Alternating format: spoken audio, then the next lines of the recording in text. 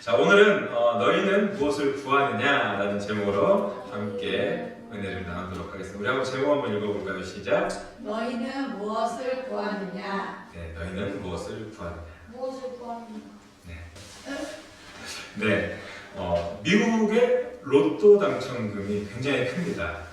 대략 언제 보니까 1,000억, 2,000억 이러더라고요. 그러니까 규모가 어마어마한데 저도 지난주에 장례식을 갔다가 이모님이 로또를 한 장 사서 주시더라고요. 그래서 안 될 줄 알았지만 오늘 아까 점심 먹으면서 이렇게 봤더니 1등 금액이 19억이더라고요. 굉장하죠? 지난주에는 뭐 사람이 35명이 돼서 7억, 8억 그렇더라고요. 그래서 서울에 지금 아파트도 한 채 못 산다. 인생 역전 절대 안 된다. 뭐 그런 얘기 하더라고요. 미국에 마이클 캐롤이라는 사람이 있었어요. 그 사람이 19살의 나이에 2000년 초반인데요. 청소를 하는 청소부였는데 그 당시에 180억이 당첨이 됐다고 합니다. 180억이 당첨이 되니까 어떻겠어요? 청소부 하겠습니까? 청소부 그만둡니다. 바로 그만두고 우리 아들이 좋아하는 람보르기니 같은 슈퍼카도 한 대 사고, 그죠? 이제 대저택도 한 대 사고 정말 자기가 살고 싶은 대로 또 하고 싶은 대로 실컷 그렇게 누리면서 살았습니다. 그렇게 호화로운 삶을 살기 시작했는데 그러다 보니까 어때요? 술과 마약에 빠지기도 했고 그렇게 살다 보니까 법원에도 이제 끌려가긴 했어요. 뭐 폭력 때문에 끌려가기도 하고 마약 때문에 끌려가기도 하고 그러다가 아내와 아이가 있었는데 이혼하게 됐답니다. 그리고 이 사람의 삶을 보니까 그렇게 이혼하고 나서 여자를 4,000명이나 만났대요. 그죠? 그렇게 만나서 데이트하면서 방탕한 삶을 살았다고 합니다. 근데 뭐 돈이 계속해서 어디서 이제 솟아나는 게 아니니까 10년이 좀 넘게 지나다 보니까 그 180억을 다 쓰게 됐다고 합니다. 그래서 노숙자 시설을 전전하면서 살다가 이제 뭐 그렇게만 살 수 없으니까 그 당시에 보니까 월급 140만 원 주는 과자 공장에 취직해서 살게 됐더라 하는 이야기를 제가 보게 됐는데 이 사람이 이제 로또를 통해서 뭐 인생 탕진한 사람, 뭐 순위 항상 오르는 사람으로 제가 본 적이 있습니다. 여러분 이 사람이 정말 원했던 게 무엇일까요? 정말 이 사람이 원했던 것은 돈일까요? 아니면 돈이 가져다주는 행복이었을까요? 우리가 이 물질 만능주의 세상을 살면서 돈이면 행복도 그리고 뭐 사랑도 우리에게 큰 기쁨도 뭐든지 다 가져다 줄 수 있다고 그렇게 믿으면서 살아갑니다. 그래서 애들한테 우리가 물어보면은 장래희망 물으면 너 뭐 되고 싶니? 그러면은 건물주요 뭐 이런 얘기합니다. 아니면 연예인이요 이런 얘기합니다. 왜 그런 게 되고 싶어 할까요? 뭐 아이들도 잘합니다. 편하게 돈을 벌 수 있는 게 건물주라고 생각을 하고 화려한 조명 뒤에서 그렇죠? 스포트라이트를 받고 사람들에게 인기를 얻고 그 뒤에 또 많은 재물을 취할 수 있는 게 연예인이라고 생각하니까 그런 것들을 보면서 그런 직업을 갖고 싶어 한다는 것이죠. 오늘 본문인 요한복음 1장 38절에서 예수님은 또 안드레와 요한을 보고 그들이 따라오는 걸 보시고 너희는 무엇을 구하느냐라고 질문하셨습니다. 단순히 이들이 예수님을 따라가는 것만으로 끝나는 것이 아니라 그들의 마음 깊은 곳에 있는 진정한 너희들의 갈망은 무엇이냐라고 질문하셨던 것입니다. 우리도 삶에서 그렇죠? 많은 것을 찾고 구하지만 정작 우리가 원하는 것이 무엇인지 어떨 때는 제대로 알지 못하고 살아갈 때가 참 많이 있습니다. 그래서 어쩌면 예수님의 이 질문은 오늘날 우리들에게도 던져주시는 질문이지 않은가 싶은 생각이 듭니다. 너희는 무엇을 진정으로 원하느냐? 예수님께서 물으신 이 질문을 바탕으로 오늘날 우리가 그리스도인으로 무엇을 바라고 또 무엇을 소망하고 어떻게 이 땅을 살아가야 하는지 우리가 깊이 생각하고 은혜를 나누도록 하겠습니다. 첫 번째로 우리는 무엇을 구하며 살아가야 할까요? 한번 읽어볼까요? 시작. 우리는 무엇을 구하며 살아야 할까요? 우리 오늘 말씀 38절의 말씀 한번 읽어보도록 하겠습니다. 시작. 예수께서 데리러 그 다른 것을 보시고 물어 이르시되 무엇을 구하느냐 이르되 이르되 랍비 어디 계시오니. 하니 랍비는 번역하면 선생이라. 아멘. 아멘. 네. 여러분 38절에서 예수님께서 물어보신 말씀 중에 무엇을 구하느냐, 이 구하느냐라는 말이요. 이 구하느냐로 번역된 이 원어 헬라어가요. 제테이테라는 말인데 이 원형이 제테오라고 쓰입니다. 제테오. 제가 오늘 이 원어를 몇 번 이렇게 얘기할 테니까 별로 어려워하지 마십시오. 네, 그냥 그런 것보다 하시면 됩니다. 이게 제테오는 어떤 것, 무엇을 발견하기 위해서 찾는다는 것이 기본적인 의미입니다. 근데 실제 성경 안에서의 용례에 있어서는 목표를 삼다, 무엇을 원하다 이런 뜻으로 자주 쓰였던 것을 우리가 발견할 수가 있습니다. 그래서 즉 대부분의 성경에서 말하고 찾고 구하는 것에 대한 해석은 그죠? 하나님을 찾고 구하는 것이라든지 아니면은 기도로 구하는 것이라든지 아니면은 하나님 나라와 의를 구하는 것 아니면은 저 위의 것을 추구하는 것 아니면은 삶의 위대한 목표를 구하는 것과 관련되었다고 보면 되는 것입니다. 그렇기 때문에 예수님께서 이 두 사람을 향해 던지신 질문, 너희가 무엇을 원하느냐? 라는 그 질문도 그들의 인생의 궁극적인 목표가 무엇인지 물은 것으로 보면 된다는 것입니다. 그냥 그 현실에, 그 현장에서 너네가 정말 원하는 게 뭐냐라는 실제적인 것들보다는 그들의 삶의 궁극적인 목표를 물어봤다는 것입니다. 한번 여러분도 상상해 보십시오. 어느 날 신앙생활 내가 잘하고 있는 것 같은데 예수님께서 나에게 물으십니다. 정일아, 너는 나에게 무엇을 구하느냐? 연지야, 네가 원하는 인생은 무엇이냐? 하연아, 너의 인생의 궁극적인 목표가 무엇이니? 여러분 어쩌면은요, 오늘도 예수님은 자기를 따르는 모든 사람들에게 이렇게 질문하고 계신다는 것입니다. 그렇다면 여러분은 어떻게 대답하시겠습니까? 어떻게? 예수님께 뭐라고 여러분들 말씀하시겠습니까?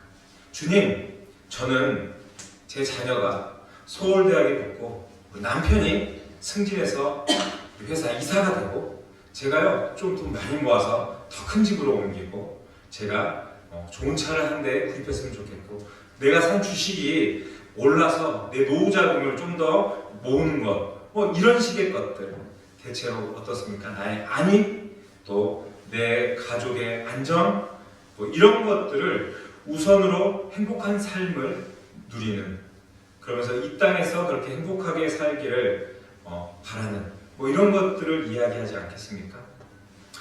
여러분 솔직히 우리는 예수님께 무엇을 구하느냐라는 이 질문에 신앙인으로서 좀 포장해서 가식적인 뭐 그런 이야기 말고요. 진짜 솔직하게 표현해서 나는 무엇을 바라고 예수님을 믿고 있을까요? 라고 그렇게 좀 질문을 해봤으면 좋겠습니다.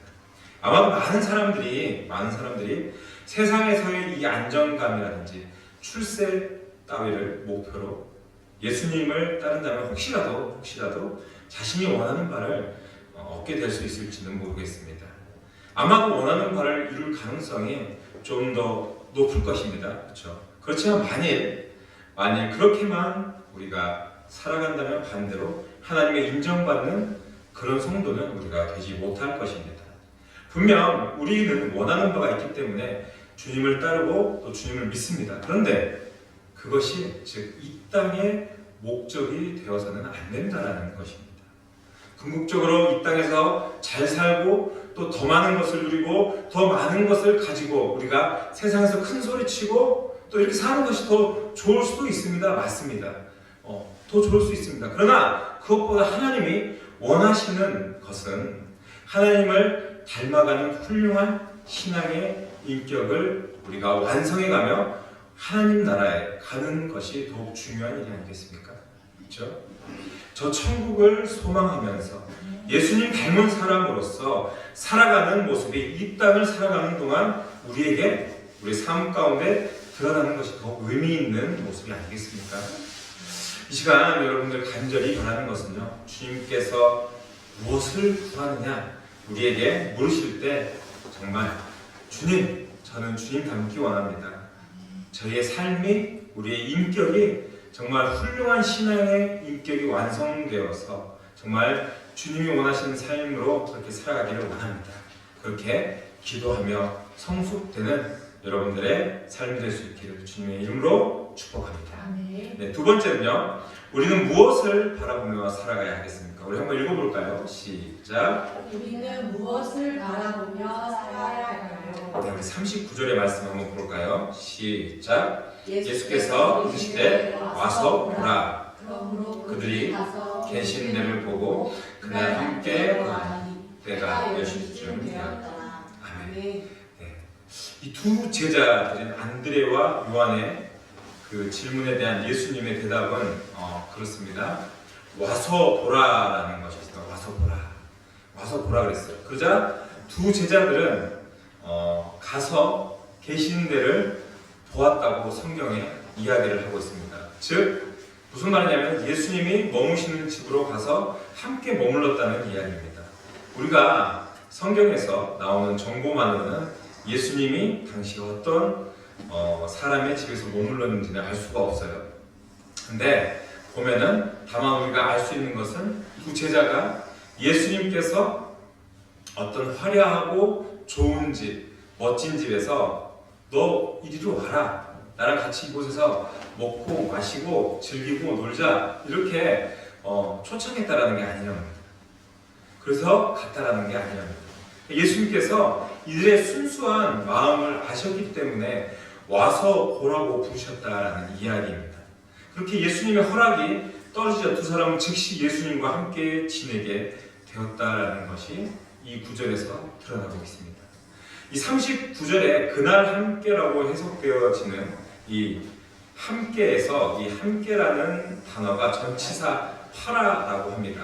근데 이 파라가요, 이 구절의 모든 구조를 지배하게 되어서 이 공간적 접근성을 나타내게 되어 있다고 학자들이 이야기를 합니다. 그래서 그렇게 되면은 이 파라라는 단어가 좀 더 곁에, 가까이라는 뜻이 된다고 합니다. 그래서 한마디로 두 제자들이 예수님이 머무시는 집에서 매우 긴밀한 교제를 나누었다는 의미로 쓰였다라고 이야기가 됩니다. 그래서 여기 보면요, 예수께서 이르시되 와서 보라. 그러므로 그들이 가서 계신 데를 보고 그날 함께 거하니 이렇게 이야기하는데 그 함께 거하니가 그냥 같이 있었다 정도가 아니라 정말 긴밀하고 친밀한 교제를 나누었다라는 의미로 쓰였다는 것을 우리가 알 수 있다는 겁니다. 사랑하는 우리 성도님들, 우리는 오늘 본문을 통해서 당시 예수님께서 어느 곳에 있었는지는 알 수 없지만 이 안드레와 요한이 추구한 것이 처음에 이야기했던 것처럼 정말 세상에 좋은 것들, 예수님이 어떤 많은 좋은 것들을 가지고 계실 것이라는 그런 기대를 품고 예수님과 함께 그것들을 누리기 위해서 그것들을 원해서 예수님을 함께 하는 것이 아니라 그냥 예수님과 함께라면 그곳이 어디라도 그분이 계신 곳이라면 그곳이 아무리 초라하고 보잘것이 없고 결국에는 그곳이 죽음의 문턱에 다다른 곳이라도 언제든지 그분과 함께 그곳에 머무르며 함께 시간을 보내는 것이 더 기쁘고 즐겁고 의미있고 감사한 일이다. 그렇기 때문에 나는 그 주님을 따른다라는 것을 우리가 알 수 있다는 거죠. 맞지 않습니까? 우리가 예수님에게서 어떤 부와 명예, 또 화려함, 어떤 권력 이런 것들을 기대하면서 그렇게 살아가지는 않지 않습니까? 그런 것들을 기대하는 사람들은 어때요? 십자가 고난의 길을 추구하시는 예수님과 함께 머물 수가 없습니다. 그런 것들 바라는 사람은 그런 고난의 주님 곁에 있을 수가 없습니다. 예수님께서는 제자들을 부르실 때 나를 따르라, 나를 쫓으라 라고 말씀하셨습니다. 그렇다면 우리는 예수님을 따라 어디든지 갈 준비가 되어 있어야 하는 것입니다. 예수님의 제자가 된다는 것은요, 내가 원하는 거, 내가 가고 싶은 거, 좀 내가 봤을 때 좀 가기 편한 길, 이런 길을 걷고 또 그렇게 가면서 내가 원하는 사람 만나고 내가 좋아하는 사람 만나고 그럴싸한 사람, 인기 있는 사람들 만나는 그런 것이 아니라는 것입니다. 우리가 예수님을 믿고 예수님을 따르겠다는 것은 결국 나를 온전히 주님께 굴복시키고 나를 맡기고 그분께 순종하면서 온전히 주님께서 나의 주인님을 인정하고 고백하면서 그분이 원하시는 대로 그분이 건 그 길대로 내가 따라 걷겠다라는 고백입니다. 여러분, 우리는 주님의 이름을 부르면서도 그분과 함께함에도 우리 인생의 모든 선택권과 결정권을 때로는 내가 지고 살아갈 때가 참 많이 있습니다.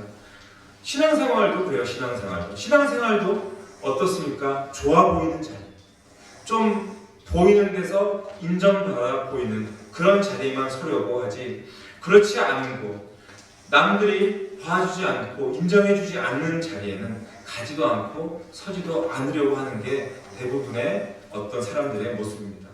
근데 어디든 무조건 주님께서 계신 곳이라면 그곳을 정말 쫓아가야 하는 것이 진정한 제자의 모습이다라는 것입니다. 예수님이 어땠습니까? 많은 병자를 고치고 또 많은 이적들을 행하고 물고기 2마리와 볼떡 5개를 정말 사람들에게 먹이고 정말 구름대와 같은 사람들이 예수님을 쫓아다녔습니다. 그런데 어땠어요? 예수님이 겟세마네에서 체포되고 골고다로 올 때는 그 많던 사람들 중에 단 한 명도 예수님을 따라가는 사람들이 없었습니다. 우리는 와서 보라는 주님의 그 명령에 어디든 갈 수 있는 그런 제자로 살아가야 하지 않겠습니까? 이 시간 여러분, 제가 간절히 바라기는요, 우리가 진정한 주님의 제자로서 주님이 가시는 그 어느 곳, 가시밭길이라도 죽음의 문턱이라도 정말 우리가 굳건한 믿음으로 주님의 제자로서 그 길을 따를 수 있는 저와 여러분들의 삶이 될 수 있기를 주님의 이름으로 축복합니다. 아멘. 네, 세 번째는요, 우리에게는 어떤 가능성이 있을까요? 우리 한번 읽어볼까요? 시작. 우리에게는 어떤 가능성이 있을까요? 네, 우리 1장 42절의 말씀 우리 찾아서 한번 같이 읽어보도록 하겠습니다. 1장 42절입니다. 시작. 데리고 예수께로 오니 예수께서 보시고 이르시되 내가 요한의 아들 시몬이니 장차 게바라 하리라 하시니라. 게바는 번역하면 베드로라. 아멘. 네. 안드레가 시몬을 데려오자 예수님께서 그가 누구인지 단번에 알아보셨습니다. 어떻게 알아보셨을까요? 어떻게 본 적이 있어서? 아닙니다. 그죠? 이전에 시몬을 만난 적은 없으십니다. 다만 처음 봤지만 예수님은 다 아십니다. 그죠? 하나님이시기 때문에 누구인지 다 이미 아신다라는 것입니다. 그래서 예수님께서는 그런 심적인 통찰력으로 그를 주목하여 보시고 장차 그가 어떤 인물이 될 것인지 아셨기 때문에 그에 대해서 이야기해주고 있다는 것입니다. 여러분, 예수님과 베드로의 만남에는 아주 특별한 것이 있습니다. 왜냐하면요, 어떤 특별한 것이 있냐면요, 예수님께서는 분명히 그를 처음 만나셨는데 그를 알아봐 주시고 그에게 새 이름을 주셨기 때문입니다. 우리가 방금 읽었던 42절에서 예수님은 장차 게바라 하리라 라고 말씀하셨습니다. 그죠? 이게 헬라어로 케파스 칼레오라고 있는데요, 칼레오는 미래의 수동태입니다. 미래의 수동태. 그러니까 우리가 그 의미가 우리 성경에서는 장차 무엇이라 하리라 라고 번역이 됩니다. 그래서 이 칼레오라는 동사가 하나님의 부르심, 어떤 소명이라는 특별한 의미를 지니기도 하지만 여기에서처럼 수동태로 쓰일 때에는 이름을 받는다, 이름을 가진 자라는 가진다라는 뜻이 됩니다. 그래서 게바는 예수님께서 시몬에게 주신 새 이름입니다. 그 뜻이 반석이고 헬라어로 번역하면 베드로가 되는 것입니다. 예수님께서 이제 새 이름을 주셨잖아요. 새 이름을 주셨다는 것은요, 그와의 관계를 새롭게 하셨다라는 것을 우리에게 시사하고 있는 것입니다. 이러한 사실을 입증하는 예들이요, 이 베드로 이외에도 구약에도 발견되는데, 예를 들면은 아브라함의 이름을 아브라함으로 바꿔주셨던 것, 또 야곱이 이스라엘이라는 이 새 이름을 갖게 되었던 것도 대표적인 케이스라고 할 수가 있습니다.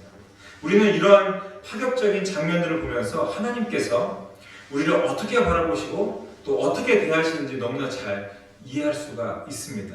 여러분, 이 가난한 어부인 시몬 어떤 사람입니까? 어떤 사람이에요? 정말 세상에서 봤을 때 별 볼 일 없는 그런 사람 아니겠습니까? 별 볼 일 없고, 그죠? 배우지 못하고 다혈질에 급하고 거친 성격의 소유자. 근데 그런 그를 주님께서 이처럼 귀하게 쓰인 사실은 어떻습니까? 하나님은 외모를 보고 사람을 취하는 법이 없으시다라는 그 성경의 말씀 그대로 뒷받침한다라는 것을 보여주고 있지 않습니까? 그에 반해 어떻습니까? 우리 사람들은 어떻습니까? 정말 철저히 외모만 보고 판단하지 않습니까? 저 같은 경우 외모로 너무 판단을 많이 당했어요. 네, 사람들이 목사가 아니고 네, 깡패다 이런 얘기도 들어본 적도 있습니다. 그렇죠. 그러니까 하나님 중심을 보시고 그 마음을 보시지만 사람은 외모를 봅니다. 사람들이 현실의 무게를 두고 판단하지만 하나님은 어떻습니까? 그 마음의 가능성, 또 마음의 중심을 두고 또 미래의 가능성을 더 중요하게 생각하신다는 것입니다.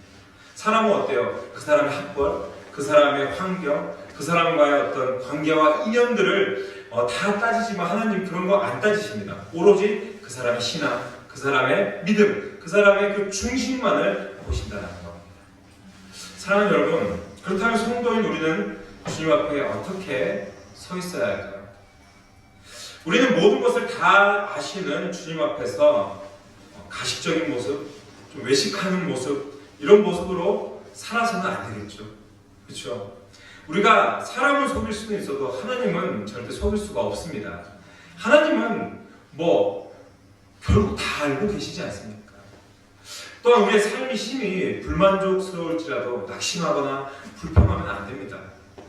왜냐하면 우리의 삶은 하나님께서 하나님의 뜻과 계획을 통해 이루어 가시기 때문에 우리가 어떠한 상황에도 주님 의지하고 또 믿고 감사하며 우리에게 주어진 모든 것들에 최선을 다해야 하는 것입니다. 그래서 사도 바울이 고린도전서 4장 7절에서 이렇게 말합니다. 여러분을 별다르게 생각하는 사람이 누구입니까? 여러분이 하나님께로부터 받지 않은 것이 무엇입니까? 모두 받은 것인데 왜 받지 않은 것처럼 자랑하고 있습니까? 그렇죠? 우리가 주님의 자녀로 택함을 받고 그렇게 살아간다면 우리는 모든 것이 주님께로 공급받고 또 주님께 맡겨진 것을 우리가 잊지 않아야 하겠습니다. 우리에게는 내 것이라는 게 정말 하나도 없습니다. 모두가 주님의 것이고 또 주님께로부터 거저 받은 것들입니다. 그렇기 때문에 우리는 내 인생은 주님의 것입니다 라고 생각하면서 언제든지 주님의 영광을 위해서 우리가 살아가야 하겠습니다. 주님께서 그렇기 때문에 우리의 가능성을 바라보시고 우리 아무것도 없는 우리들을 또 택해 주시고 또 주님의 귀한 자녀로 그렇게 써주신다는 것, 그런 것 사실들을 우리 기억하셔야 하겠습니다. 마지막으로 여러분들께 간절히 바라는 것은요, 우리가 베드로처럼 어쩌면 특별한 이름을 받지는 않았습니다. 그렇지만 우리 모두가 주님의 제자로 부르심 받았다라는 것은 부인할 수 없는 사실입니다. 그렇다면 그 의미는 우리에게 새로운 소명이 주어졌다라는 의미 아니겠습니까?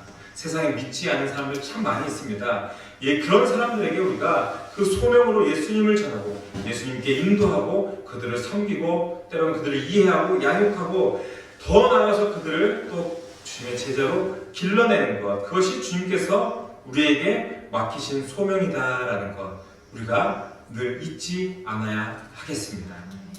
어쩌면요, 우리가 이 광야와 같은 세상에서 어쩌면 인생의 수많은 문제와 또 고통 속에 함몰되어서 우리에게 맡겨진 이 소명 잊고 살 때가 많습니다. 그럼에도 주님, 우리에게 맡겨주신 소명 늘 잊지 않게 해달라고 늘 주님께 매달려 기도하면서 부르신 제자의 소명, 오늘 다시 한번 여러분들 되새기며 감사로 이 모든 것 감당하며 승리하는 저와 여러분들의 삶이 될 수 있기를 주님의 이름으로 축복합니다.